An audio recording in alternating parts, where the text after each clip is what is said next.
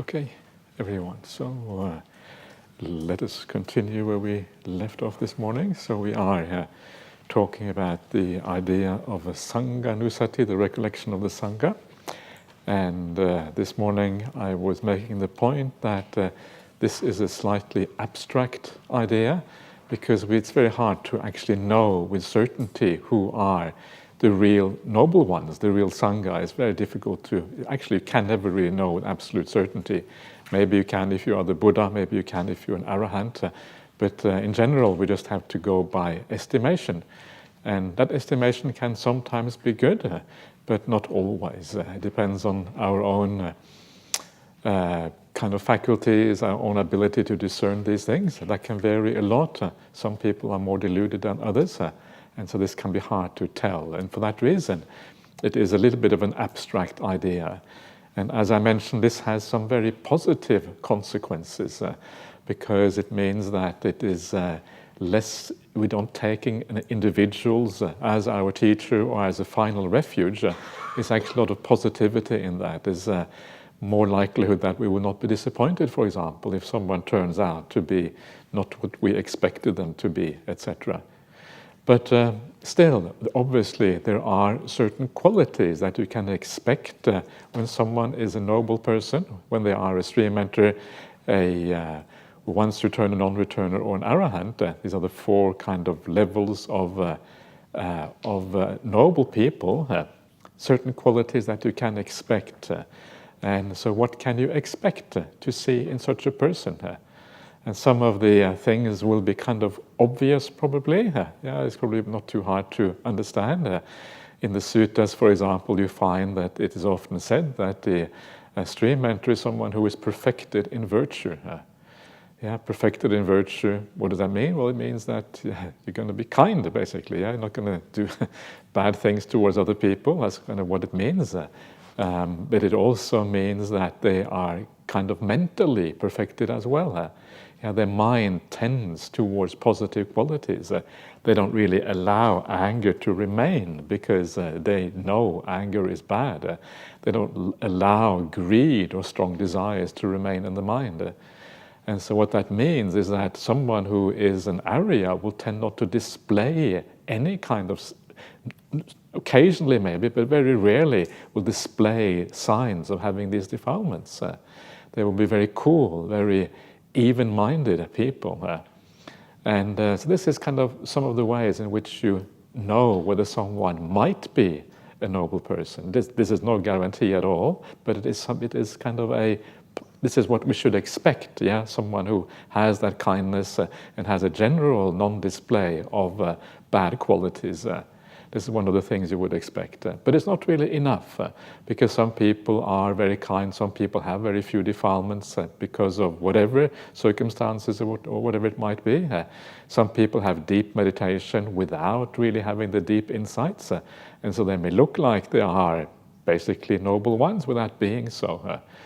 It's one of those interesting things is that if you have very deep meditation, the qualities you will have will be very similar to people who are noble. Why? Because the deep meditation suppresses, or suppressing is the wrong word, it eliminates the defilements from the mind temporarily. And then they come back again. So it looks like, you look very much like you are on the same level as the Aryas, and in a sense you are.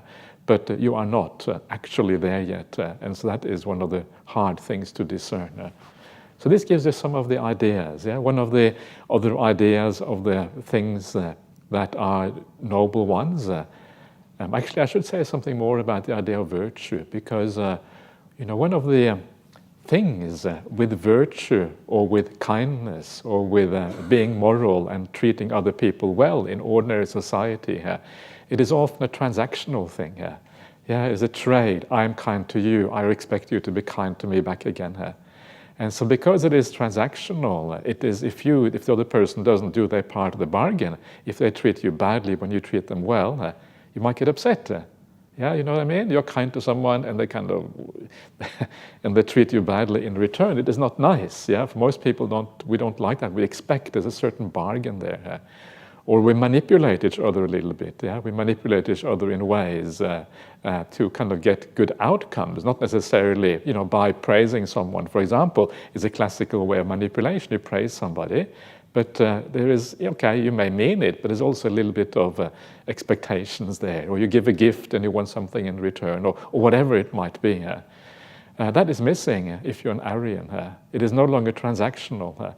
The kindness is doesn't have any kind of strings attached. You're kind because you want to be kind, because you know kindness is good for yourself and for everyone. And so there isn't that transactional element. And that's very liberating. It's very freeing to be with that kind of person, because you know when they're kind to you, it is genuine. It is coming from the real good place. You don't have to smile back. You don't have to do anything back. Yeah, if you want to swear, you can swear. And okay, maybe that's not a good idea, but you know what I mean? For them, it is kind of, kindness is just good, and there's no issue there. You give a gift. If they give you a gift, there's no obligation to give anything back. Yeah, you haven't actually put yourself in debt because someone gives you a gift. Sometimes we are afraid of receiving gifts, as if we get in debt somehow if we receive a gift. But it should never be like that. It should never be that kind of thing. And that is very liberating, because it means that kindness happens because of kindness. And this is one of the ways of noticing that someone is a noble person. And that means that sometimes they will not act as we expect them to act. And this can be hard, because our ego sometimes wants to be treated in a certain way. But a noble person is you can't manipulate a noble person. So even though you want to hear something from them, you can push them and you can kind of try to kind of get an answer from them, and they won't give it to you. It's like you go to somebody and you ask like a leading question. What do you think about this? The noble person can sense that you're trying to kind of get a particular answer. They won't give it to you. It can be really frustrating, right? Because isn't this right? You think you have some insight, you want to share it with this person. I'll have this thing, and they will kind of ignore you, or they won't listen to you, or whatever.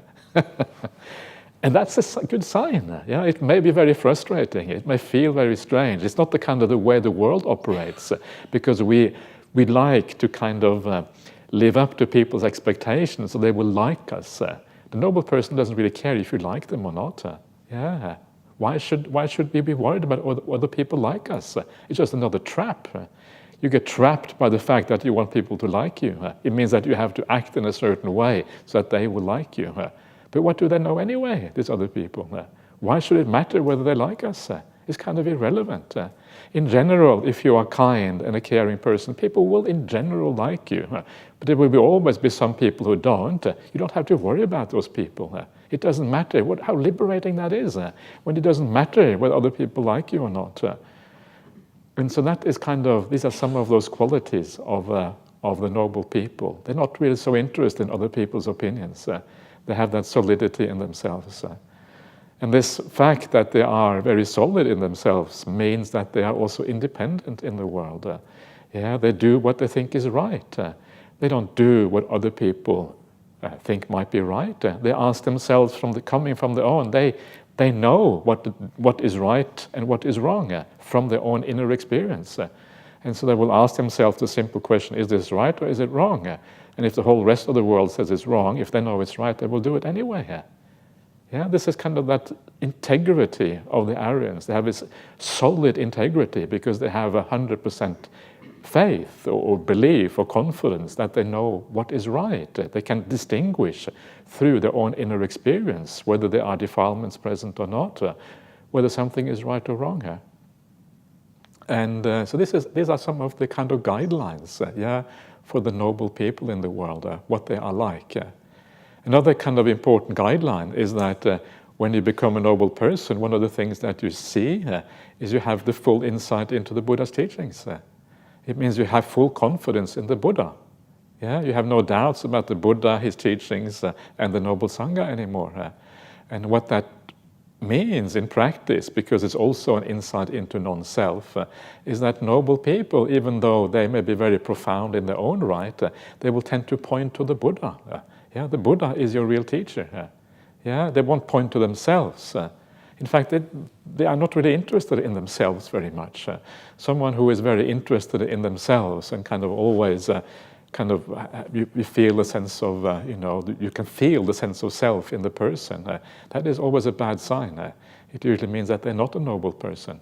But someone who kind of fades away, someone who disappears, who teaches the Dhamma in a very powerful and convincing way, but fades away at the same time. It's kind of a weird combination. Incredible authority on the one hand, but kind of fading away on the other hand. That's a really strange kind of thing. Someone who doesn't make anything out of themselves. Someone who doesn't say, I am here. Most of us were a bit like that. I am here, look at me. We do things to be seen sometimes. Or if we have the negative kind of view of ourselves, we have the inferiority complex, we kind of try to hide away, oh please, no one see me, or hide in a corner somewhere. But we tend to go to these extremes. Whereas by the noble people, they just they are there, and sometimes not because they're hiding, but they kind of naturally fade away. There's no self, there's no sense that they are important or anything like that. And that is that very nice story that most of you have heard before, because but it's a really nice story when Ajahn Brahm tells when he was a young monk in Thailand, and he was wandering around, and he went to all of these various monasteries. And then he went to this famous monk called Ajahn Tate. Ajahn Tate at that time was incredibly famous in Thailand. And many people said he was an arahant. Was he? I don't know. You have to find out for yourself. He's dead, it's a little bit late, but what can you do? And so he went to his monastery, and he had this kind of beautiful building called the Mandapa. Mandapa is like this hall built by the king. If you have been to Thailand and seen some of the monastic buildings, they are really spectacular, beautiful buildings. White, a little bit of gold on them, a bit of blue, and a bit of kind of simple, but very, very beautiful very often. Some simple coloring, but a little bit ornate and just generally beautiful. And so he went to this building because he heard that Ajahn Tate was there. Ajahn Brahm was touring Thailand, meeting all the great meditation masters at that time. Lots of great meditation masters in the old days. In the new days, not so many here. It's always been like that, right? The old days were always better. Actually, there are some pretty good things going on in the new days as well, so please don't despair. But it's better to talk about the old days, because if you talk about the new days, you have to talk about living individuals. That's always more dangerous, because straight away you get into this kind of cult-like thing straight away. If they're dead, okay, it's better to talk about them. That's kind of the way it should be. We should all make up our minds on who we take to be the noble ones. It's not good for someone to point out who they think are noble ones, because it just creates it creates dependencies and stupidity in us. So anyway, Ajahn Brahm goes up to this building and finally he's going to meet one of the great arahants in Thailand. And he has all of these kind of ideas, all these questions in his mind that's going to ask this great arahant, the nature of Nibbana and how deep your samadhi has to be and how to do vipassana when you come out of the jhana, and the nature, the conditional relationship between vijnana and namarupa. And that kind of things people usually ask about. And so he goes up to this building and he opens the door and he looks inside. Oh, no one there. So he walks out again. Wait a minute. What was that in the corner over there? And so he opens the door again and looks inside. And there, lo and behold, there is this ancient monk sitting on a chair kind of in the corner or at the back wall in this building. And not sure exactly what he's doing there, but he's there. He hadn't seen him. And the reason he hadn't seen him, because again, if you are that kind of person, you kind of fade. You kind of don't really stand out from the things around you because you don't do anything with yourself. You're just natural. You're as natural as the wall behind you. And so you kind of fade away. So this was kind of the first sign of someone who was very special. But then there is the aura of peace, the aura of benevolence. As I was mentioning before, the idea of meeting the Buddha, a very powerful moment because you have this aura around him, this force field of spiritual qualities that you walk into when you walk into the presence of such a person. And this is what happened now. Ajahn Brahm tells this story himself. This is what happened now. It's in that book called The Art of Disappearing. That's the book where it is found. And he walks in, and then he goes up to this old monk, and he bows down, because you want to bow down to people like this. It feels natural, it feels right, it feels that you're bowing down to these superior spiritual qualities. So he bows down, he sits down, and Ajahn Tate asks him, well, why are you here?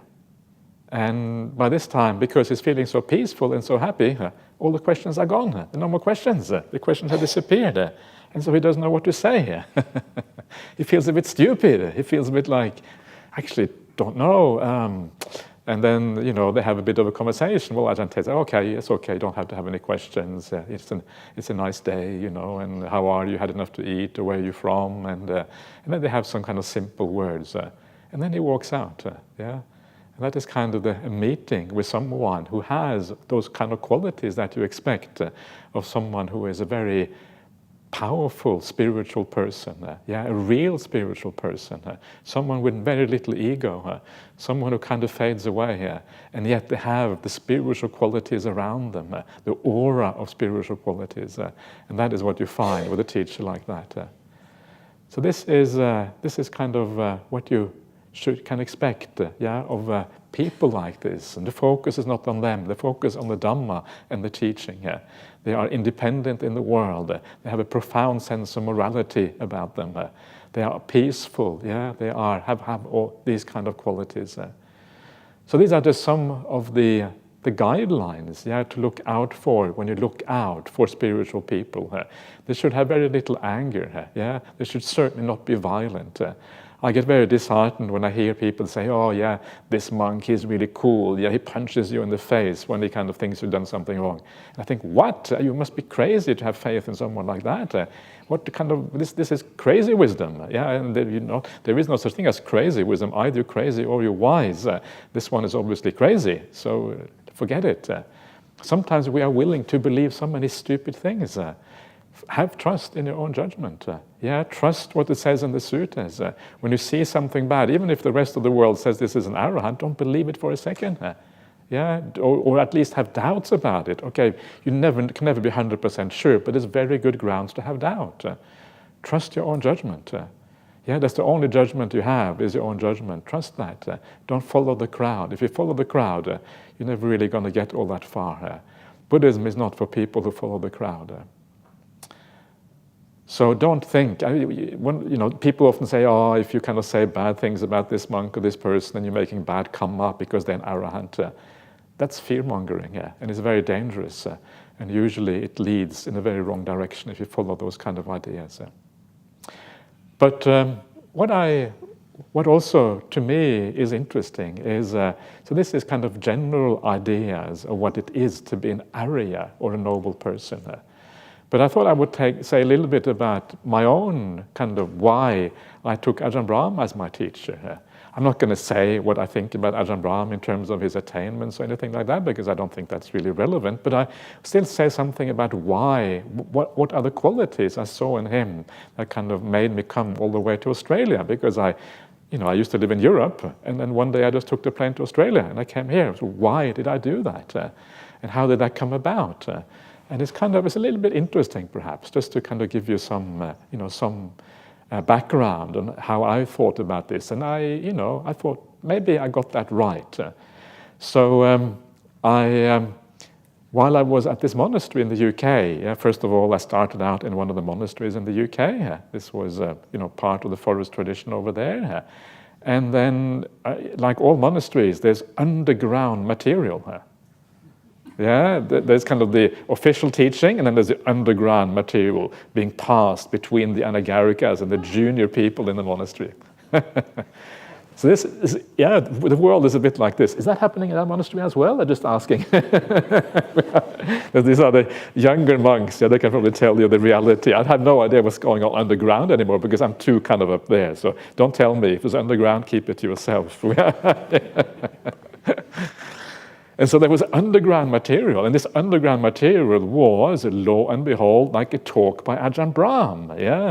Ajahn Brahm was not that popular at that time because he had said some things that wasn't really it wasn't the party line or whatever you want to call it. My party line is too harsh word, sounds a bit communist, but anyway, it wasn't quite acceptable. So these things were passed around, and this young monk, this young German monk, who I spoke a little bit with. I was just an agaric, I was just a lay person, just arriving there. He passed these things to me, and I listened to this Ajahn Brahm talk. And when I listened to this Ajahn Brahm talk, it was like, wow, this is very interesting. I never really heard a talk like that before I came to Ajahn Brahm. This was the Ajahn Brahm back in the early 90s. It's quite different Ajahn Brahm from the one you find now. He was more serious. He didn't tell as many jokes, not as many stories. But there was something about the authority in which he was talking. Not kind of a sense of self, not kind of an ego, but just a sense of someone who really knows and understands. There was a certainty, a confidence in the way he spoke, which I had never really heard before. Calm, peaceful, gentle, but authoritative at the same time. And there's something that really grabbed my mind when I just hearing that voice, hearing what was going on. This is what I expected of someone who really understands that they have authority, right? If you really understand, why would you not be confident? That is one of the things you would expect. And so that was very interesting, just hearing that thing that went underground. And then, soon afterwards, this young monk, he had received a letter from Ajahn Brahm, and so he gave me this letter. And so I asked him a bit about the backstory. The backstory was that he had sent a letter to Ajahn Brahm, and asked him some questions about dependent origination.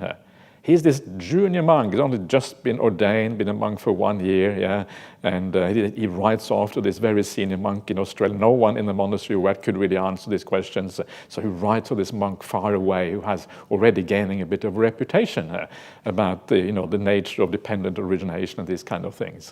Ajahn Brahm was already quite a senior monk. He already had about 20 years as a monk at this time, back in the early 90s. And then he replies to this junior monk, this very senior monk who already has a very busy schedule. He was building Bodhinyana monastery and doing all kinds of things at this time. And he replies to him, and when I saw that reply, that was also kind of a second eye-opener about Ajahn Brahm. Because that reply, first of all, he replies to a junior monk, a monk who has barely kind of started out on the Buddhist path. Very often a senior monk would, no, I'm too busy, I get secretary, you write this, answer this letter for me, just say whatever you like and sign my name on the bottom. This has happened to me a few times with Ajahn Brahm, but not in Dhamma questions, but in other kind of things. So he gets this reply from this very senior monk. And not only is it a reply, it's like a really long reply, something like 10 pages reply. And it's like, wow, here is someone who really cares. Here is someone who has compassion for this young monk who's really interested in the Dhamma and really goes out of his way to answer this young monk. Don't try to do this with Ajahn Brahm, because there's no way he will reply to you. And this is a long time ago. This doesn't work anymore. It worked 30 years ago. So only if you can time travel is this going to work out. But at that time, he was still kind of had that ability to do these kind of things and the time and all of those things. And so I thought, that's kind of beautiful. An act of kindness towards someone who is very young. Usually we tend to be kind to those who are higher up and we kick those a bit further down. Some people are like that, right? But he was almost the opposite. He would challenge authority, but he was quite kind to the people further down. And this is kind of, I've taken a little bit a leaf out of that book. I also like to challenge authority a little bit. That's why I'm a bit of a pain in the backside with Ajahn Brahm sometimes. But that's okay, And because I don't know, to me that's more honest and more kind of, has more integrity to it, that you challenge those higher up and you are kind to those further down because they have less power. To me that makes more sense. Anyway, this was the kind of thing that Ajahn Brahm was showing, just exactly that. And then I looked at the handwriting of Ajahn Brahm and it was like, wow, how can anyone write like that? It was more beautiful than a printed page.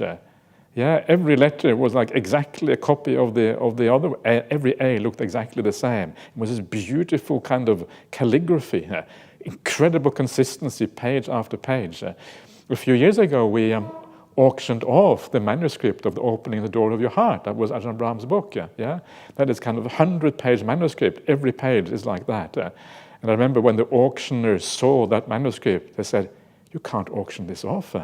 Yeah, this is too precious." And we wanted to give it back to Ajahn Brahm. And I said, no, it has, the only value is the kind of the fund we can raise for this project or whatever. So kind of, okay, off it goes.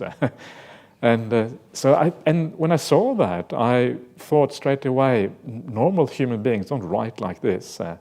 What could be the cause? And of course, the cause would be something like samadhi, the ability of the mind to sustain that attention on the object, over a long period of time without any kind of wavering. This is what this was about. So just write straight out. No need for any kind of white out to correct, just kind of write it out, straight out. And that was the second thing that really I found extraordinary about this. And the third thing was the content of this letter. Because the content was all about the suttas. He was quoting suttas, the word of the Buddha, left, right, and center. To understand this problem, look at this sutta. To throw more light on that, go to that sutta. Bringing it all together in a very beautiful way. And so here, after a while, I felt, wow, this is amazing. This is someone I can really, really relate to. So many of the qualities that I really would like to see in a good teacher: the kindness, the caring for somebody, the display of spiritual qualities, and also the confidence in what he's talking about, and then the knowledge of the word of the Buddha, the suttas. That was kind of how I got started to get confidence in Ajahn Brahm, even though I was just this lay person in a monastery far away. And then I got the idea, I want to go to Australia. And so I said this to people, I think I'll go to Australia. And they weren't very happy with that. Right? I mean, it's kind of natural, because they, at that, this is our community in Australia, somewhere else or whatever. That's fair enough. And they said, you're just restless. You just want to go to Australia. This happens to everyone. They're restless, and the idea was stay here instead and deal with your restlessness. But actually, no, I was right in going to Australia, because this is where I've been ever since. And so I went to the telephone. I picked up the phone, I mentioned this the other day, and I called Ajahn Brahm and said, can I come to Australia? And he said, who are you? I'm so-and-so. All right, in that case, come to Australia. And so this is how I ended up in Australia. This is how I ended up with Ajahn Brahm as a teacher. It's this feeling of something really powerful, something really interesting going on. And that's how these things happen. What does that mean? It doesn't necessarily mean anything. It's hard to really say, with certainty. But this is kind of the things that you look for, the things that draw you in. And then you keep observing, of course, over time, whether you have grounds, maybe you have got it wrong, maybe there are things going on underground which aren't on the surface or whatever. So you keep on observing, and over time, that confidence and conviction and faith will grow over time, that you have done the right kind of thing. This is how it happened to me, and there's something very uplifting about that. Like I mentioned yesterday with this Danish monk in Sri Lanka who just heard that there is someone in the world who has powerful spiritual qualities. It's uplifting because it allows you to think there's something more in this world. It allows you to get confidence and faith that there are qualities with real meaning, really powerful, profound things. And that is kind of what I got out of this when I kind of met Ajahn Brahm. I got this feeling of someone who actually has some understanding, some knowledge, some insight, some peace, all of these qualities that I also could do very well with having a bit more of. And so this is kind of how I ended up in Australia. And this is how kind of my relationship with Ajahn Brahm started out, and what I was looking for, and the kind of thing that came to all of this. And so I've always kind of taken Ajahn Brahm as a teacher for that reason. And I've never really regretted that. Again, it's up to you to decide what you think is appropriate or whatever. But that's kind of where I have come from. And of course, over time, you hear more stories of Ajahn Brahm. You hear more episodes, anecdotes that are very inspiring and very interesting. And I have told many of these things many times before to most people, but for those of you who haven't heard them, maybe I can very briefly repeat some of these nice stories. And one of these stories is a story in that book, Coronavirus book. And that is the story when the monastery almost burnt down. Yeah, you know that story, I've told it elsewhere before. Anyone never heard that story? Everyone heard that story? Okay, one has not heard that story. Okay, that means I can tell it again, right? So this is the story back in 1991 when the monastery almost burnt down. It was the hottest day at that time on record in this area. It was over 46 point something degrees. It was just, it was before, I wasn't even here yet. I came to Australia in 94, and this was in 91. And this was in late January the 30th. So this was after hot season. It had been going on already for 2 months. And we know what it's like here after 2 months of hot season. It is just really dry. Usually there's no rain in January at all. In December, usually not very much either. So very, very dry. And then 46 degrees. And then someone decides to light a fire somewhere, and the fire starts to spread. Yeah, this is kind of how often it goes. And so this is in 1991. This is when Ajahn Brahm has just spent the previous, 6 years, 6.5 years or something like that, building up Bodhinyana Monastery.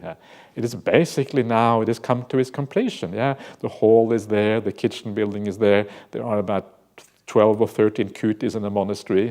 There is a nice ablution block of work. The monastery is basically ready for, kind of prime time or whatever you want to call it. And so, and Ajahn Brahm, when he worked, it was like he put this in everything. Ajahn Brahm doesn't mess around. In those days, he was still lean. Yeah. He could actually work really hard, right? You can imagine if he's lean and in good shape and with the kind of meditation powers he has, it kind of makes you very focused and you can work incredibly hard. And so he would work like, 12-hour days, and sometimes he would have floodlights to be able to kind of finish off work, often 7 days a week. He works incredibly hard, and then for many, many years like this. This was kind of how he would carry on in those days. And so this monastery, or actually the monastery across the road, was like his life's work. Yeah, this is his life's work. All of these buildings, all of these things. He has put in his heart into this. And when he does things to perfection. Yeah, these days he says, I was crazy in those days. I shouldn't have put such a high standard into everything. Because he puts everything to perfection, and then a few years later, you decide to demolish it anyway. So it's kind of useless. But anyway, we all learn from mistakes. That's kind of what happened with him as well. And so now the fire is coming. Yeah, his life's work is at stake. Everything he has done, everything he has put so much effort into, is about to go up in flames. The fire brigade comes to the monastery and said, this is the end of the monastery. Yeah, all the monks meet in the main hall. They have a meeting with the fire brigade. They say, well, very likely the whole place is just going to burn down. We have to evacuate. And so at that moment when the fire brigade tells Ajahn Brahm, the monastery is likely to go. The whole place is likely to kind of burn to the ground. What happened? I asked Ajahn. What happened at that point when they said that? And Ajahn Brahm said, well, at that point, I just let go. This was my life's work. This is what I had spent my whole life doing. But when I heard it was going to burn down, I just let go. And I said, how is that possible when this is your life's work? How is that possible when you have put your heart into this thing so many years and everything you have done is going to be evaporated or going to be incinerated in this kind of sea of flames? How can you possibly let go like that? And then he said the thing that was really critical, the thing that really makes you this story stand out and shows you what true spiritual insight really is about. And he said that I built that monastery here not to build a physical place, not to make something, not to create something, because all the things we create in the world, they are so uncertain anyway. They can go up in smoke, quite literally. I did it because it was a good thing to do, because it was part of a spiritual service. It was part of a spiritual practice. It was the kind thing to do. And if it burns down today, I can just come back again tomorrow morning and start again with exactly the same kind of service. I haven't lost anything because I didn't really do it to make a monastery, or making a monastery was like a side effect. I really did it because it was a kind act. It was a religious practice. It was part of the Noble Eightfold Path. That is why I did it.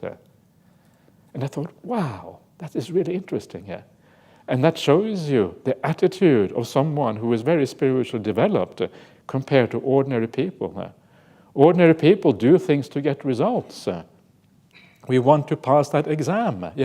If you are like Ajahn Brahm, whether you pass the exam doesn't really matter. You just go and enjoy yourself on the exam, have a good time. You put in some good energy. Don't really care so much about it. Don't listen too much to me, okay? Otherwise, you're going to get into trouble. But it shows you the difference between the world, the attitude, where we try to create things, make things in the world, external things, whereas the attitude of someone who is really spiritual up is to create internal things. And those internal things are not made. It doesn't matter what happens in the external world. What matters is the qualities you develop inside. That is what matters. And if it burns down today, all the more chance to kind of build up more, because you have to start from scratch again. And so that was kind of his idea. And I thought that was really powerful. Sometimes, when we think about spiritual powers, we look in the wrong place. But these are the kind of things that are very powerful. And so, these are the kind of things that give me a sense of being in the presence of something special, not usual anyway. So that was one of those things. Another kind of story, this is a story which I can't remember who told me this story. I wasn't really present. It's nothing to do with me. But I've seen similar things myself as well. And but it's kind of a nice anecdote. I'm not even sure if it is entirely correct, but never let the truth get in the way of a good story. So, so this story is when Ajahn Brahm was in Thailand, and he was, this was when he was at Wat Nanachat International Monastery in Ubon Ratchathani in the northeast of Thailand. And they had these all-night sits. They would sit in meditation all night, and all the monks would be there, all the lay people from the local village would be there, these very hardy lay people, and the older they were, the more hardy they were, usually, They've been sitting on the floor all their life and all of these kind of things. And so usually these all-night sits were very they were very tough, and so people would start to leave after a while, and there were fewer and fewer people left, until there was only 2 people left in that hall. And one was Ajahn Brahm, sitting on a kind of little high seat like this, called asana usually, a seat, and then this ancient laywoman, this ancient Thai lady, sitting on the floor, kind of at a respectful distance. And then she would start to watch Ajahn Brahm, and watch him to see what was going on. And as she was observing Ajahn Brahm, there was nothing moving. It was completely still. And so she observed half an hour, an hour and a half, 2 hours. Nothing moving after 2 hours. And when I mean nothing moving, I mean like a rock, like as if, completely still. And so after 2 hours, then she kind of gives up watching Ajahn Brahm, and she gets up and she walks out of the hall and she finds a monk and says to this monk, there's a dead monk in the hall. And this is another one of those things that is very powerful, because that if someone gets into very deep meditation, that is exactly what you should expect. This sense that there is nothing there. It's as if there is no living being behind. The breath is not discernible. Nothing is discernible. It's just this pure kind of solidity about it. And so these are, just to give you a little bit of ideas of, the sort of things that are interesting at the very least. They are not the final proof of anything. There's no certainty in that. But it's the sort of things that when you see things like this and similar things over a long period of time, you see, but more importantly, you see consistency in conduct. You see, a general sense of being very aloof, or of separated from the world, having no worldly interests, all of these kind of things over an extended period of time.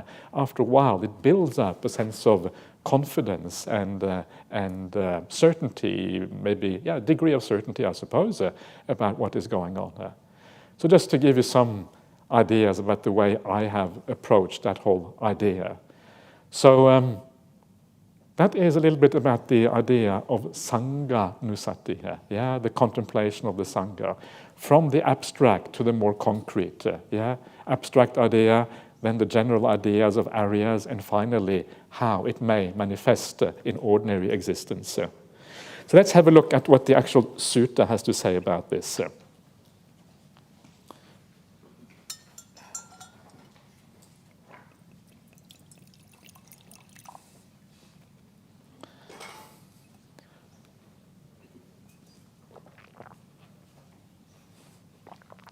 So this morning I just read it out fairly briefly, so I'll just quickly go through these ideas that are mentioned here. So you have the sangha of the Buddha's disciple is practicing the good way, the way that is good, supatipanno.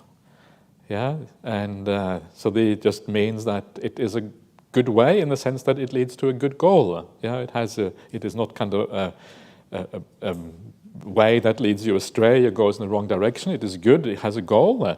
It is direct, ujjupatipanno. We had this word ujju before. It is straight, direct, right way. It doesn't go in circles or turns, doesn't go backwards for a while, then it goes forward again. It goes in one direction only, ujjupatipanno. It is systematic, nyaya patipanno.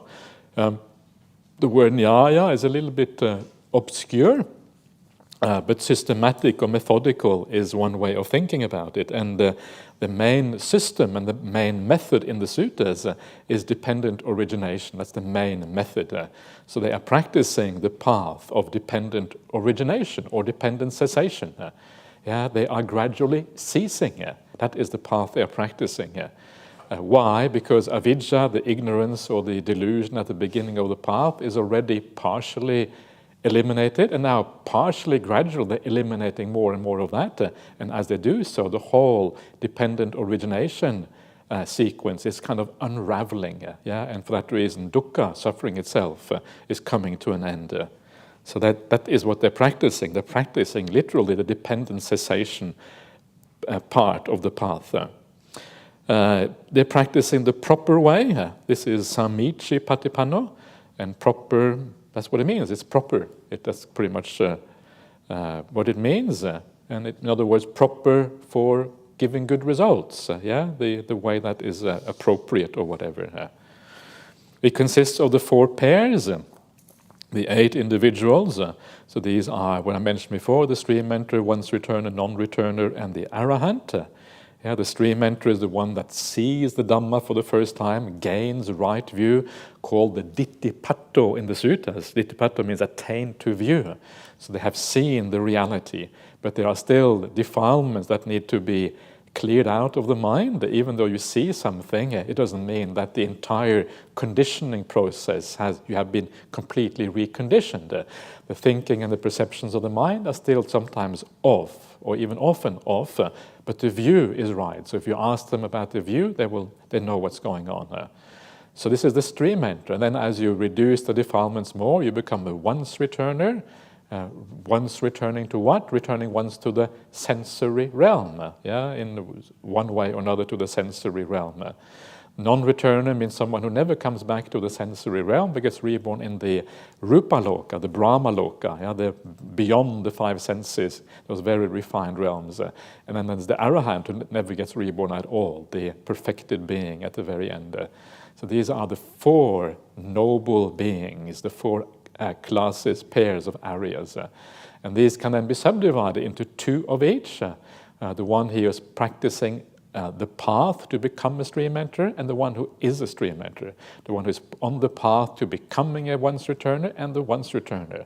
The one on the path to becoming a non-returner, and the non-returner. The one on the path to become an arahant, and the arahant. These are 8 beings. Sometimes these beings are said to last only for one mind moment, but I wouldn't call that a being, so I don't believe that part of the... this is kind of a commentarial notion, which I find very hard to believe. Anyway, that's a completely not very interesting point to discuss, at least not now. So then it says that this is the sangha of the Buddhist disciple that is worthy of offerings, dedicated to the gods. So dakineya, right? That's the Pali word, isn't it? Dakineya? No, ahuneya. I can't... Okay, let me just bring up this particular sutta so I can see the sequence. We chant this all the time, but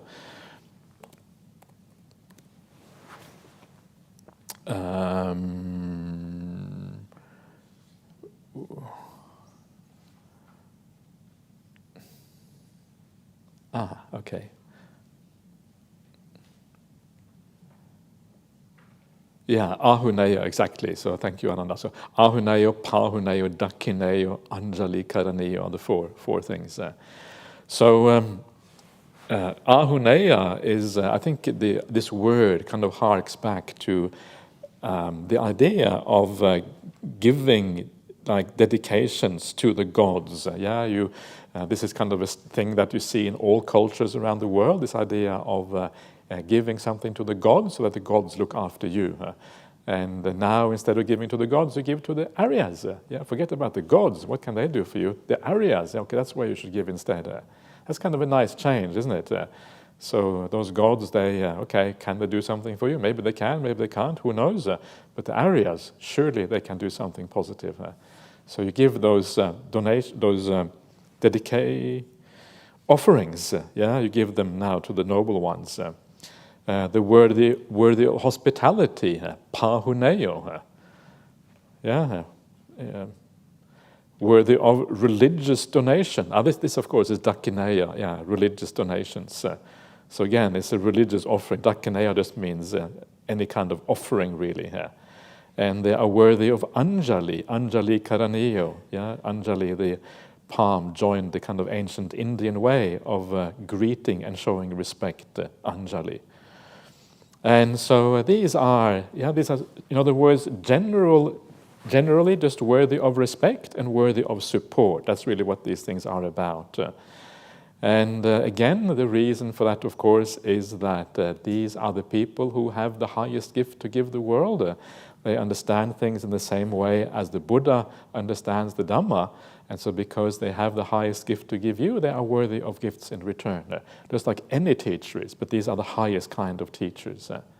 So how do you do that if you don't know who the noble ones are? How do you do that? Well, first of all, you have a little bit of idea. You have some clues, who might be the noble ones.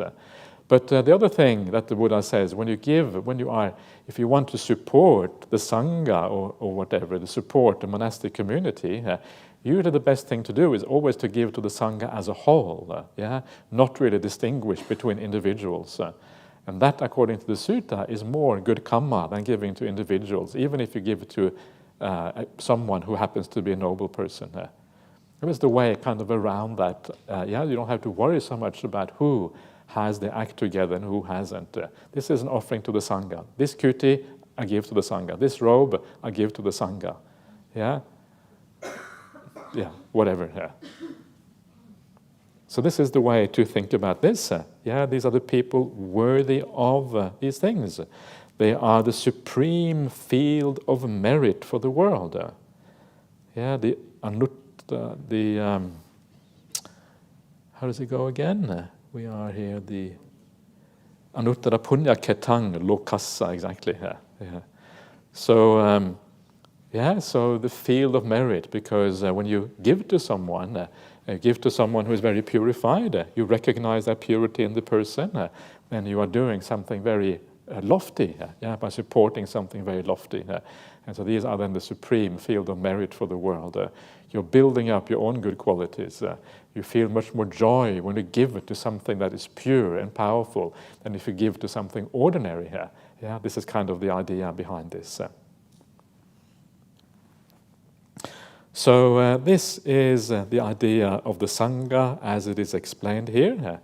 And then when the noble disciple recollects this in this way, then you have again this same sequence, and it ends up by living untroubled and having entered the stream of the teaching, they develop the recollection of the sangha. So that is the sangha for you. The sangha is, of course, much more than just living people. The sangha is all the kind of disciples of the Buddha going back to the time of the Buddha himself. And some of those ancient people at the time of the Buddha, you can still read about them. You read about them in the suttas because some of the suttas are spoken by some of the sangha members. You have people like Venerable Sariputta, the right-hand monk of the Buddha, who was said that if anyone should keep the dispensation or teaching of the Buddha going, he should do it because he was considered almost equal to the Buddha in wisdom. That was Venerable Sariputta. You have Venerable Mahamoggallana with so many of these people before. And you also have nuns as well. The nuns are not often mentioned so often in the suttas, and I think the reason for that is, I think a very important part of that is that the nuns had their own community here. And so when people would listen to the Buddha, often the nuns would not be present, and so that's why they're not really talked about. Another reason would be that the Indian culture at that time was very kind of male-focused, male-dominated. Patriarchal is maybe the word we use these days, And so it would tend to be that sometimes even the presence of the nuns may have been edited out of the manuscript. And a good example of that is the Satipatthana Sutta. In the Satipatthana Sutta, it begins like most suttas, and it says, the Buddha says, monks, listen, and then it gives the teaching. But there is another version of the Satipatthana Sutta found in a parallel school, the Savastivadins, where the Buddha says monks and nuns. So you can see here how these suttas have been edited slightly differently and how actually very often these teachings, the nuns would also have been there, but they're not prominent or whatever. And sometimes you do find nuns actually giving teachings as well. Occasionally you do find these things. And certainly one of the things that you do find, you find the well-known books, the Theravada and Therigata, and these are the verses of the ancient disciples of the sangha of the Buddha, and they can be very inspiring. And I would recommend you to have a look at those teachings. Theragata, Therigata, Thera, Theri. The I ending is a feminine ending, the A ending is a masculine ending. Gata, Gatha. And there you will find a large number of monks, a large number of nuns, and they talk about their attainments, talk about their lives in verse. So it's very inspiring because it is in verse, and it also gives you some insight into their lives, an insight into why they ordained, why they decided to live like this. And I think for many women it is nice to see women also in this kind of position. Otherwise religion tends to be male-dominated, but the female voices are there. You just have to know where to look in the suttas and you will find them. So this is one of those treasures that we should make more use of. And so there you are. And it's interesting when you go to the, what's it called, the Aggasavaka chapter of the Anguttara ones, the peak of the disciples, the best, highest disciples of the Buddha. You have the monk with the highest in wisdom, which was Venerable Sariputta. The monk with the most psychic powers was Venerable Mahamoggallana. And then you have the same thing for the nuns, right? You have the nun of the highest wisdom, which was Khema. Is that right, Venerables? Khema. And then you have the one with psychic powers, Uppalavanna. Right, so you have, it's parallel. The nuns parallel the monks in a sense. They had the ones, with the maximum number of good qualities. And I think this is important because often we find inspiration in people who are a little bit like us because we can relate better to people who are more closer to us than people who are very different. So it is natural for women to find some degree of inspiration by understanding, how the ancient nuns practiced. And so I think that is a very useful thing to look at. And so just to give you an idea of the broad span of things that is available out there.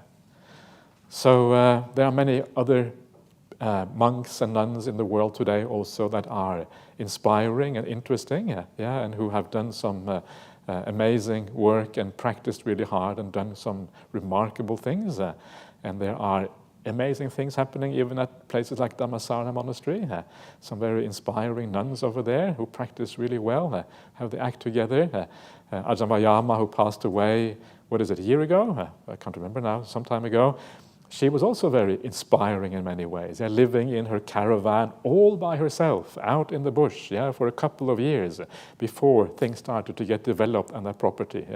That's really amazing. It's more difficult, let's face it, for women to do that than it is for men, because it's just more dangerous or whatever. Yet that's exactly what she did. An incredible commitment to the Dhamma and to the practice. And so there are some, lots of inspiring people in the world. There are also inspiring lay people in the world. Some amazing lay people who practice incredibly well, get really deep samadhi. I know some of these lay people myself. Some of them live almost like monastics, and they are absolutely astonishing. And sometimes you think it's embarrassing to be a monk because some of these lay people are much better than most monks. That's kind of nice, isn't it? It's not. Things are never one-sided. Things are never completely. It's just about the monastics. Sometimes it is it's all very mixed up. Sometimes, and one of these ladies who I really respect for her meditation and for everything, she stayed with us a while ago, and I asked her, why don't you kind of have a Q&A session and you can give a little bit of a talk even to the monks?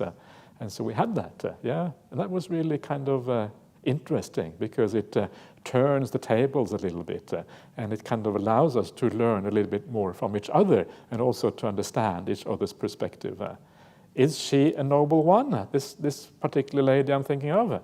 Don't know, can't say, but she's very impressive anyway. So there are interesting people in the world. Keep your ears and eyes open. Be honest to yourself. Don't be afraid of asking questions. Don't go with the flow. Don't be afraid to be the black sheep. The black sheep are the sheep who don't walk over the cliff and kind of fall to the death. They're the ones who turn back just in time because they don't follow everyone else. And so don't be afraid to stand out a little bit. If you see something that isn't quite right, ask questions. Don't make up your mind too quickly. Be humble as well. Don't be arrogant about your own understanding. And then you're going to go a long way on this path because then you are careful, circumspect, and you have the right understanding of what real spiritual qualities are all about. So that is all for now. So please carry on enjoying yourself, and we'll see you back again at 7 o'clock. Not 7:30, but 7 o'clock this evening.